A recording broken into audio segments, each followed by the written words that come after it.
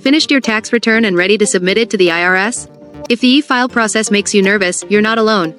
Today, we're walking through e-filing your federal return with TurboTax, from the final review to the confirmation. Welcome back to Guide with Samuel. Let's break it down. E-filing is the fastest, most secure way to submit your return. The IRS processes e-filed returns much quicker than paper ones, meaning you get your refund faster. The final step, the review and buy process.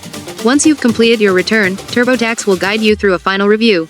After you're satisfied and have paid for your TurboTax product, you'll reach the File section. The action, authorize and transmit. You'll need to sign your return electronically by entering your prior year adjusted gross income, AGI, or your self-select PIN. Once you do this and confirm your bank details for a refund, you simply click Submit or Transmit Return. TurboTax will send it directly to the IRS.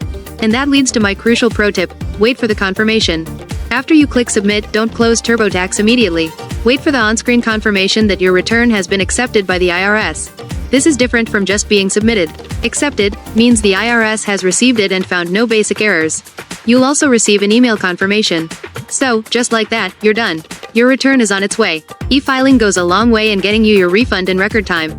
Now I'm curious, do you typically e-file or have you ever mailed a paper return? What was that experience like? Let me know your thoughts down in the comments, and subscribe for more clear-cut guides like this one. Thanks for watching. I'm Samuel, and I'll see you in the next video.